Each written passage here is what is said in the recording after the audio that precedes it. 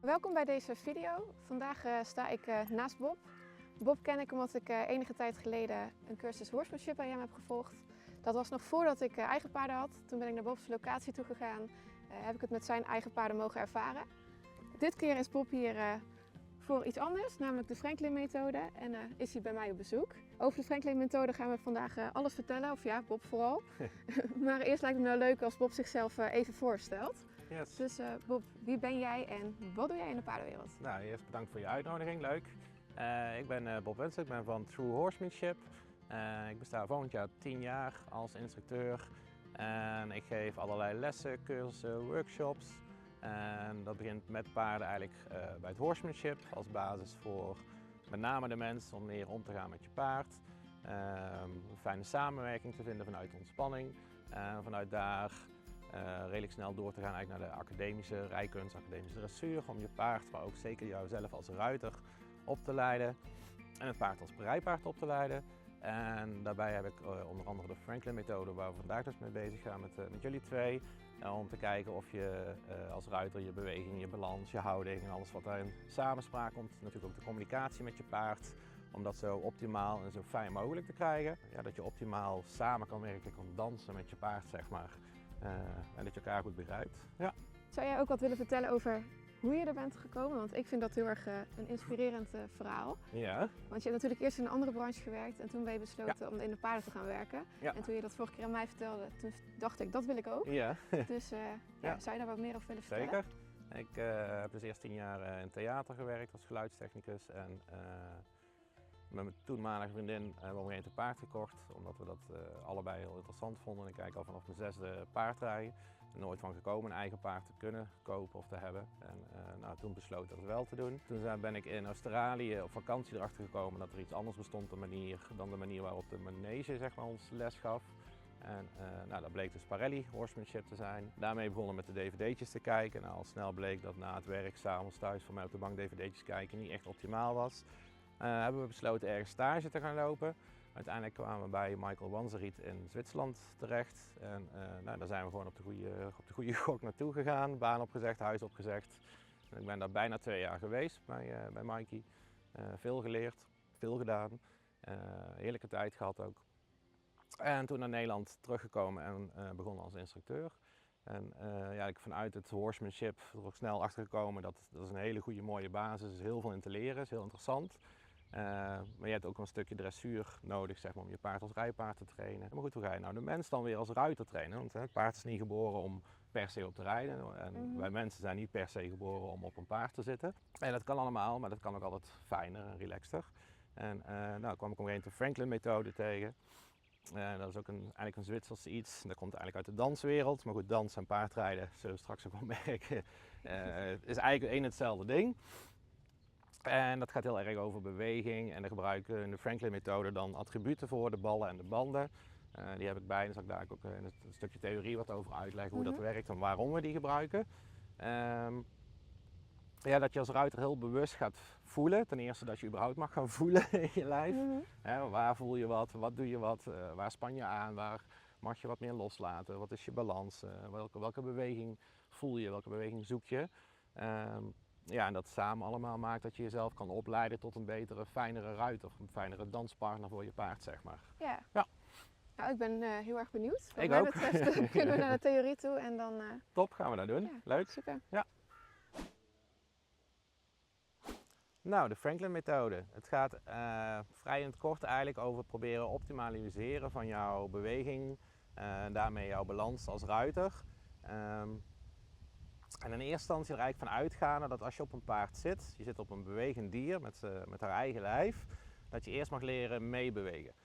Vroeger op de manege heb ik voor mezelf ook bijvoorbeeld heel erg geleerd om recht te zitten. En recht zitten, dat werd dan uitgelegd, of eigenlijk heb ik mezelf dan maar aangemeten, als iets van heel strak zitten en naar een plaatje toe zitten eigenlijk. Maar heb ik eigenlijk nooit leren voelen wat er nou onder me gebeurde. En op een gegeven moment kom je er zelfs achter dat juist al die cues en al die aanwijzingen, dat je dus meer spanning eigenlijk moet toevoegen, zeg maar. Ja, dat het juist tegenwerkt. Paarden gaan meer met het hoofd omhoog lopen, of ze gaan zelfs bokken, of stilstaan, of stijgeren, of allerlei andere rare fratsen. En daarin ook dat het belangrijk is dat je in eerste instantie leert meebewegen met het paard. Dat je als ruiter goed bewust gaat worden, wat is die beweging, hoe voel ik dat terug in mijn bekken en hoe kan ik dat omzetten naar effectief paardrijden. Dan heb ik het bekken meegenomen. Waarom is het bekken zo belangrijk? Paardrijden doe je vooral met je bekken. Ons bekken is gemaakt om mee te lopen. Dit zijn de laatste stukjes van je bovenbenen. En het bekken is zo in elkaar ontworpen door de natuur. Dat is interessant, hè? Ja. Goed zo, doe maar even lekker snuffelen. Het bekken, omdat wij tweebenige dieren zijn, is voor ons zo ontworpen dat wij kunnen lopen. Dus het is een bewegingsapparaat. En natuurlijk de connectie tussen je onderlijf, je benen en eigenlijk alles wat er bovenop zit. Je romp, al je ingewanden en heel de rest van je lijf. Dus daarmee kan je eigenlijk je bekken zien ook als een bewegend geheel. Veel mensen denken dat het bekken een vast geheel is. Nou, dat is het bekken niet. Het bekken bestaat eigenlijk uit 3 hoofdonderdelen. Je hebt een linkerkant van je bekken, een rechterkant en natuurlijk het sacrum met daaraan de eerste ruggenwervels. Dit bekken is heel erg bewegelijk. Niet zo bewegelijk als dit is, maar je bekken is bewegelijk. Ergens tussen de 2, 4, misschien 5 mm. Op het moment dat je gaat paardrijden, beweegt jouw bekken ook altijd. Want op het moment dat wij op dat zadel gaan zitten, of in dat zadel, dan komen we dus in een heel andere positie terecht die wij als mensen op onze benen eigenlijk gewend zijn. Als je hier vanaf de zijkant kijkt, dan draai ik het bovenbeen even helemaal omhoog. Dan zie je dat hier dit zou je een knobbel kunnen noemen. Maar eigenlijk deze halve bocht, de halve maan, dit is je linker zitbeen. Dus als je van achter kijkt, dan zie je ook, andere been ook even omhoog, dat je zowel, dit is links en dit is rechts van het bekken, dat je dus 2 zitbeentjes hebt. Je mag ze van mij zitbeenknobbels noemen, maar je zal zien in het zadel, op het moment dat je gaat zitten, dat je best wel veel oppervlakte. Natuurlijk heb je meer om je zitbeentjes heen dan alleen die zitbeentjes, een beetje persoonsafhankelijk. Maar dan heb je dus best wel wat oppervlakte wat contact maakt in het zadel. Ja. Ja, wat je heel veel ziet, wat mensen standaard aangeleerd hebben, is dat ze met een rechte rug moeten gaan zitten, een beetje verstijfd. En dit is je schaambeen, dit is je staartbeentje. Dat mensen snel naar rug kantelen en dan daarmee steun gaan zoeken op het schaambeen. Nou, dit is nog voor mannen, nog voor vrouwen prettig. Dat hou je niet lang vol. Uiteindelijk wil je met de massa van je billen om het hele bekken heen, wil je een mooi symmetrisch, mooi evenwichtig beeld creëren in je zadel. Dus ja, in het kort eigenlijk, leer je bekken kennen. Begrijp dat het bekken een bewegelijk ding is. En dat je ook je focus en je aandacht, ja inderdaad, dat naar dat bekken mag. Dat je uiteindelijk het bekken, natuurlijk rij je met heel je lijf, maar het bekken, daar zit ook je centrum in. Je zwaartepunt, dat zit ook zo'n beetje hier in dat bekken. De aansturing, de balans, de beweging, dat komt allemaal hier vandaan. Ja, leuk hè pony? Ja. Deze les is wel belangrijk om in het begin te vermelden, gaat echt over jou als ruiter. Dus ik ga nou niet bezig houden met rijtechniek of wat ik ook zie, wat ik ook vind. Dat zijn andere lessen. Dus ik zal je daar wel eens een keer kunnen vragen, kan je ze wat langere teugel geven? Of dat je zoveel mogelijk ontspanning samen gaat vinden. Maar rij vooral gewoon hoe je normaal rijdt, waar jij je goed bij voelt. En dan kunnen we daar, want zo rij je normaal ook, en dan kan je daarin mooi gaan ondervinden van oké, wat doen die ballen, hoe voel ik in mijn lijf, waar zit de beweging, waar zijn de balansveranderingjes. Nou, mag je eerst even rustig doorstappen, een keer van hand veranderen, een keer linksom rechtsom draven. En dan kan ik als instructeur gewoon eens even kijken van wat heb ik voor combinatie voor me, wat zie ik. Dit is dus... Is oké. Dat is een mooie rustplek het midden.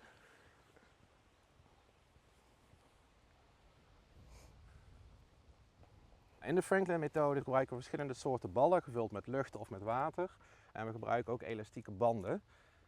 Waar gebruiken we dat voor? Dat is natuurlijk niet dat je gaat leren rijden met die ballen of banden. Dat is natuurlijk niet waar je naartoe wil. Het is een tool, een stukje gereedschap om makkelijker te kunnen voelen in je lijf. Dus dadelijk in de les zal je ook merken, en ik gebruik dan meestal in eerste instantie deze. Die komt dan onder je bekken te liggen. Kan ik gelijk laten zien. Dat is toch wel handig dat model. En daar ga ik je vragen in het zadel als eerste deze onder je bekken te leggen. En dan mooi met je zitbeentjes hierop te gaan zitten. Nou, daar laat ik je een paar minuutjes mee rijden, ook niet te lang. Het gaat er dus niet om dat je daar lang mee rijdt. Op het moment dat je dan zo'n tool weer weghaalt, zal je merken dat, zonder te veel te willen verklappen nu, zal je merken dat dat heel veel doet met je gevoel. Dus eigenlijk de informatie vanuit je lijf, dat de proprioceptie, moeilijk woord, want tegenwoordig kennen steeds meer mensen dat gelukkig wel. Dus de informatiestroom tussen je lijf, je zenuwcellen en je hersenen, dat die beter wordt. Waarom? De sensoren waar die bal op drukt, dus stel ik doe het hier om mijn arm. Als ik dit vaak genoeg oefen, dan wordt dat een soort van snelweg. En natuurlijk is het als ruiter heel fijn als jij de wegen van jouw lichaamsonderdelen naar jouw hersenen, als je die wegen, goede snelwegen met mooi asfalt van maakt, lekker 4, 5 baans breed, dat er heel veel informatie overheen kan. Dat je heel snel informatie van je paard of van je eigen lijf, van de beweging, de balans kan ontvangen in je hoofd en dat jij daar als ruiter iets mee kan doen en daar een goede beslissing op kan maken. En heeft het dan zin om dit 1 keer te doen of moet ik het vaker doen? Je zal merken wat het heel veel doet. Ja, dan komt het erbij. Het is natuurlijk geen magisch ding, dat is met niks. Het gaat erom dat je dat gevoel gaat onthouden als een soort van in je kaartenbak in je hoofd. En, oh ja, zo voelt het. Goed zitten, daar zit ik op links, daar op rechts. Nou, noem het allemaal maar op. Ja. En dat je dat gevoel gaat oefenen. En dan is het handig om dit dus vaker te gebruiken, totdat je op een punt komt dat je dat gevoel zelf kan zoeken. En dat je dan ook weet wat er gebeurt. Maar dat is natuurlijk met paardrijden het moeilijke van paardrijden. Elke situatie is weer anders. Linksom, rechtsom, alle verschillende gangen. Ja, daar zitten de variaties in. En dat gaan we dadelijk meemaken wat dat doet. Dan wordt dat vanzelf duidelijk. Ja. En terwijl je zo aan het rijden bent, dan kan ik alvast eens een beetje checken bij jou als ruiter. Van wat weet je al? Wat begrijp je al? Kan je bijvoorbeeld, dat is eigenlijk al de eerste vraag die ik stel, kan jij voelen wanneer zij met haar achterbeen naar voren stapt? Nee, want ik probeer dat heel vaak. Oké. En ik kan dat niet. Dus ook wel als we buitenrit, dan doe ik mijn ogen dicht en dan probeer ik te kijken, maar te voelen. Maar dat ervaar ik. Terwijl ik weet wat voor tact het allemaal is. Ja. Maar, dan kan ik jou een andere vraag stellen, in hetzelfde rijtje eigenlijk. Wat voor bewegingen voel jij als je zo in stap meerijdt? Welke bewegingen voel jij in jouw bekken? Er zijn een aantal bewegingen die je voelt via haar rug. Ja, naar rechts en links sowieso. Dus dat je zo'n beetje schommelt van links naar rechts, bedoel je? Ja. En dan ook een beetje naar voor en achter, denk ik. Ja. En dat was het? Ja, en dat gecombineerd eigenlijk is ook een beweging op zich. Dat gebeurt allemaal tegelijk. Die bewegingen, dus dat naar voor naar achter rokken met je bekken, dat zijn eigenlijk met name die voorbenen die je voelt. Nou, die beweging die is er, die moet je ook meedoen.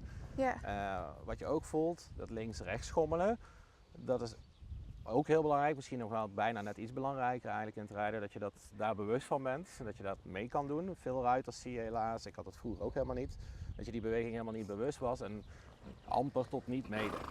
Goed zo. Nou, het belangrijke, een paard lekker te horen briesen, het los aan de lijf, de ademhaling goed. Dus die schommelbeweging die komt er vandaan eigenlijk dat op het moment dat zij een achterbeen naar voren plaatst, dat is bij ons eigenlijk hetzelfde, op het moment dat een achterbeen naar voren komt, dan roteert de rug, in het geval van een paard op 4 benen, naar die kant toe. Ga maar eens voelen wanneer je naar beneden zakt aan je binnenbeenkant. Dat is het moment dat je vanuit de andere kant naar beneden gaat zakken, naar je binnenbeen. Dat is het moment waarop ze haar achterbeen naar voren gaat afzetten.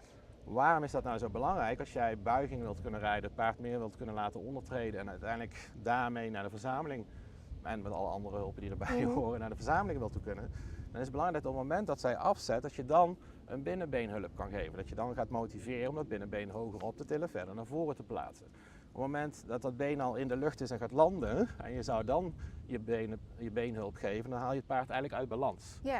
Op het moment dat dat been op de grond staat, en dat is ook een fase van een stap, van een pas die het paard maakt in die benen. Ja, als dat been op de grond staat, kan je hulpen geven wat je wil, kan er natuurkundig gezien gewoon niks gebeuren. Nee. Nou, dan ga ik je deze eerste bal geven. Die mag je dus zo in de breedte onder je leggen, onder die zitbeentjes, zoals ik net liet zien. Is het heel hoog of zit ik nou heel erg? En dan is het dus even zoeken, waar zitten je zitbeentjes? En wat je dus vaak ziet, dat mensen toch die bal te ver naar achter, ik heb het nog vast, te ver naar achter plaatsen. Je zitbeentjes zitten echt recht onder je. Ja. Oh, wacht, nu zit ik scheef. Ja, neem rustig de tijd om gewoon even te voelen. Ik denk nu. Ja. Haal maar eens een keer goed adem, dat je ook je hele gevoel gewoon laat zakken naar die bal toe. Dus in het begin is het altijd even wennen, want ik laat je daar gewoon rustig wegstappen. En je zit op zo'n bal gevuld met lucht, je zit hoger dan normaal, dus je beenlengte is wat veranderd. Die bal, omdat die gevuld is met lucht, is het eigenlijk een versterker van de beweging die je via het paard door je zadel naar jou toe al normaal voelt. Want nu wordt die groter, die beweging, die wordt sterker. Oh, dat is nog moeilijk. Ja, dat is wennen. Dat geeft niks. Dan ga je eerst gewoon even een beetje rondstappen, links en rechtsom. Zij denkt ook van, hé, dat is iets anders. Dat is oké.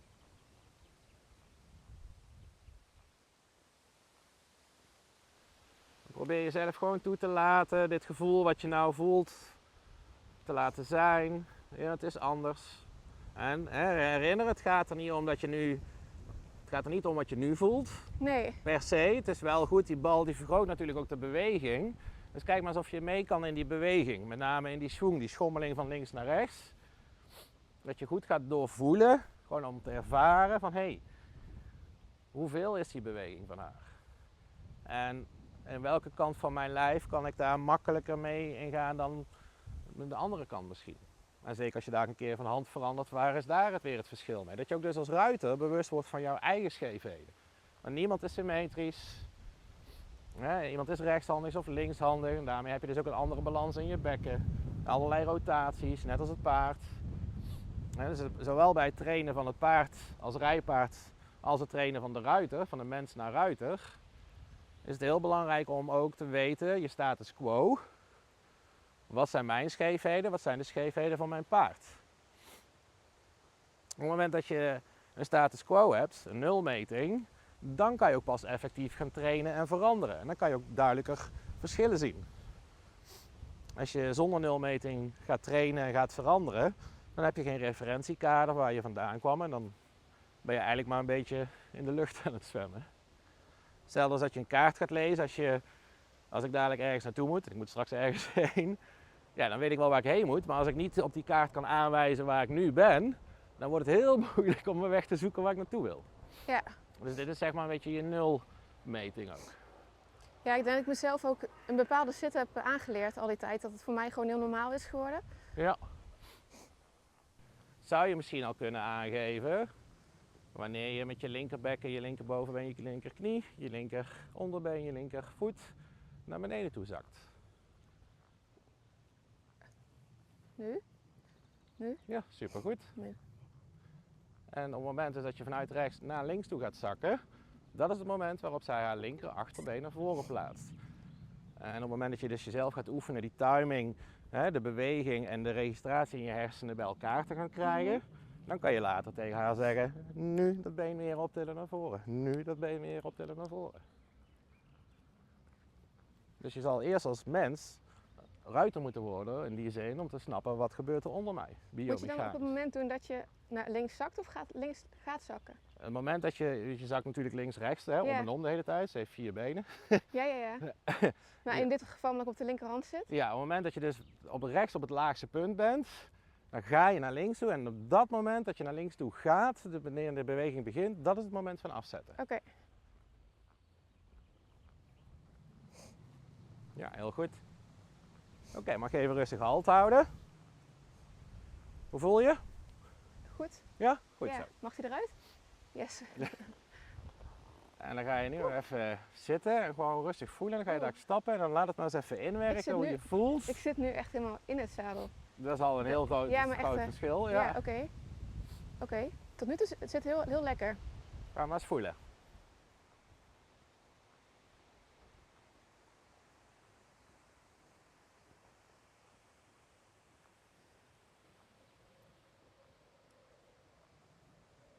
Het zit wel anders hoor. Ja hè? Ja. We hadden dus het momentje dat we nog reden zonder bal. En dan hebben we die bal toegevoegd. En die hebben we daarna die bal weer weggehaald. En dan het gaat nu dus om het verschil tussen voor en na deze bal. Ja, dat het verschil is met bal, dat lijkt me logisch. Ja, dat maar is ik heel zit anders aanwezig. dan voor de bal. Ja.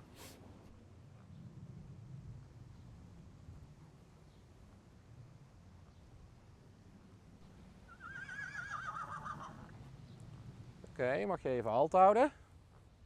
Wat heb je nu gevoeld aan verschil? Wat is het verschil na die bal met voor die bal? Nou, het eerste wat ik eigenlijk voel is dat ik echt in het zadel zit. Ik heb het gevoel dat ik dieper zit of meer zit. Anders heb ik het gevoel dat ik er een beetje op lig. En ik heb het gevoel dat ik meer de beweging voel. Dat zijn de twee dingen eigenlijk. Oké, heel goed. Nou, dit heeft dus te maken, wat ik toen straks zei, met die proprioceptie. Je hebt, zeg maar, door die bal de sensoren onder je billen, bij je bekken, heb je meer aangewakkerd. Dus dat gevoel van dieper zitten komt omdat die sensoren die staan meer aan en de weg van jouw sensoren naar jouw hersenen die is ook alerter. Die is meer aan nu, zeg maar. Oké, ja. Dus daardoor voelt het alsof je, dus je zit natuurlijk niet dieper in het zadel. Nee, oké. Niet helemaal waar, want dit is ook een soort van massageding eigenlijk. Hè. Dat heeft onder je gelegen en je spieren en je bloedvaten en zo worden door de beweging van die bal ook wat meer gestimuleerd. Dus er is ook meer doorstroming van bloed. Dus daardoor zijn ook je spieren en je bekkenbodem en zo ook relaxter. En dan, daarmee zit je dus eigenlijk wel een klein beetje dieper in het zadel. Wat ik nog even mee wil geven aan de mensen thuis, is het belangrijk is, want die ballen kan je natuurlijk gewoon op internet kopen en zelf mee beginnen. Is op zich allemaal niet zo heel moeilijk. Het punt is alleen, er zijn ook veel mensen die lesgeven die er geen opleiding hebben gehad. Het punt is, als je ze verkeerd gebruikt, dan kan je best wel schade aanrichten bij mensen. Als je mensen onbewust scheef laat zitten of te lang gebruikt op verkeerde plekken, ja, dan kan je echt wel pijn, steken gaan creëren. Dan maak je dingen kapot in je lijf.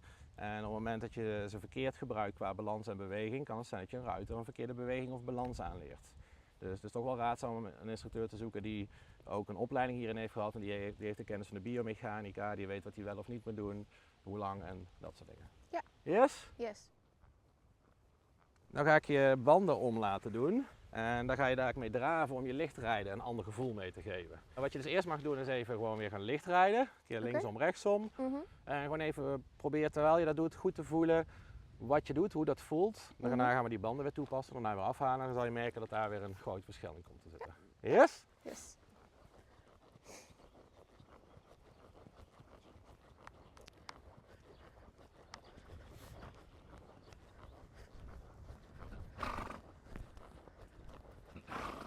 Oké, heb je het gevoel van het lichtrijden een beetje in je... Ja. Goed zo, dan mag je rustig gaan stappen en halt houden. Nou, dit zijn elastieke banden. Deze mag je kruislings als een soort van sjerp om je heen doen. Dus over je linkerschouder. Yes. En dan ga ik hem rustig onder je hak doen. Oké, en wat als mijn paard er nu vandoor gaat? Ik denk niet dat zij er vandoor. Ik heb er net al een paar keer gecheckt met haar of ze oké is met die banden. Dus het komt wat goed. Dus... Maar is het veilig? Ja, het is veilig. Ja. Okay. Tenzij je hak in één keer helemaal optrekt die band losschiet. Oké. Dus dan laat je je voeten gewoon door de zwaartekracht zoals je normaal rijdt gewoon lekker hangen. Deze aan de andere kant. Oh. Yes. Dus ik moet mijn hakken echt naar beneden houden? Ja, maar niet uitduwen. Oké. Maar gewoon erin laten. Dus je voelt nou wat weerstand door die band omdat je hakt, maar laat je benen gewoon hangen in die. Dus je gaat niet mee los. Je gaat ook niet extra. Het hele paardrijden gaat om de balans, niet te veel, niet te weinig. Hier ook gewoon lekker ontspannen erin. Ja. Oké, dan mag je weer rustig gaan draven. Ga je licht rijden. Eerst stappen of? Ja, als je dat wil om heel even te wennen is goed, dat mag. Oké, nee, ik durf het wel aan, denk ik.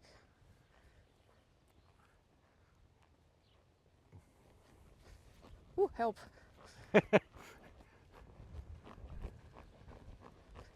Oké, dit is heel raar. Neem even de tijd om te wennen, lekker doorademen. En ook hier weer, het gaat niet nu om het rijden met die banden, maar om het verschil dadelijk als we die banden weghalen.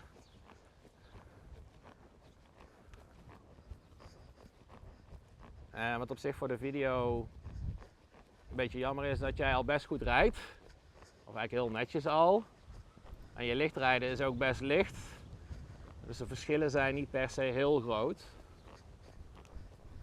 Maar je zal dadelijk na het rijden met de banden wel voelen dat er toch echt wel verschil voelbaar is in je lijf.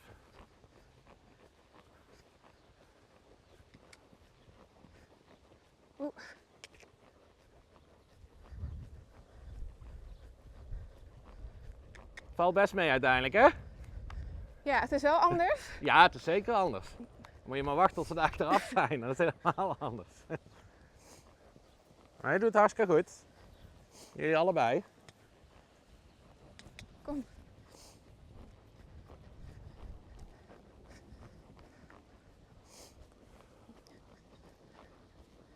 vind het toch om raar zitten links hoor. Dat is oké, maar je hebt ook wel genoeg gereden. Het gaat echt maar om even. Ja. Niet schrikken, ga ik ze loshalen. Oh, oké. Oeh.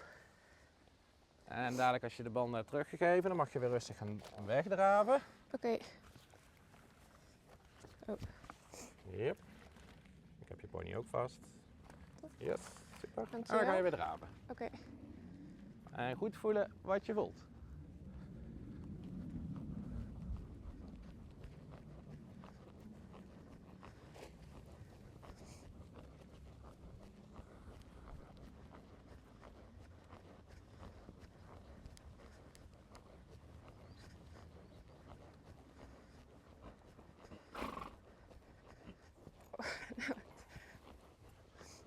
Dan doe je een keertje van hand veranderen.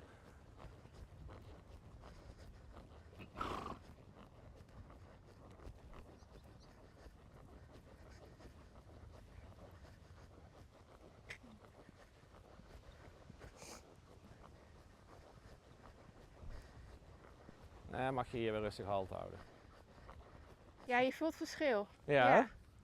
Maar wat voel je? Kan je dat omschrijven of is dat lastig? Ja, dat vind ik heel lastig te omschrijven. Ja. Maar het voelt heel anders dan zonder. Ja. Ja. Ja, dus natuurlijk is het mooi als je het kan omschrijven, maar als je het maar voelt. Snap Ja. je? Je hoeft het niet mij uit te kunnen leggen per se wat je voelt. Nee. Natuurlijk mooi als je meer dat soort dingen oefent, dat je duidelijker een beeld krijgt van wat voel ik dan in mijn lijf en Ja. waar voel ik dat. Zodat je het kan gaan aanpassen. Maar gewoon Ja. voelen is al heel wat. Het is voor heel veel mensen ook moeilijk, hè? Ja. Voelen. Dus dat is, ja, dat is heel goed. Ja, ik vind het leuk. Leuk Ja. om een keer gedaan te hebben. Ja. Goed gedaan. Hè? Knap hoor. Ja. Nou, dankjewel voor de les. Ik vond Graag het gedaan. super interessant. Goed We hebben gewerkt nu jullie. 2 dingen gedaan met een bal en met een elastiek. Ja. Maar er zijn nog veel meer dingen. Absoluut. Daar hebben we nu voor gekozen om dat niet te doen. Ja. Omdat het anders toch wel heel lang wordt. Ja. Maar ik ben er zeker in geïnteresseerd. Dus waarschijnlijk gaan we binnenkort toch nog een keer de andere dingen ook doen. Leuk. Mega bedankt voor je tijd ook. En voor alle kijkers thuis. Mocht je dit nou leuk vinden, abonneer je dan. En dan kan je nog meer van dit soort filmpjes zien. Dankjewel. Doeg.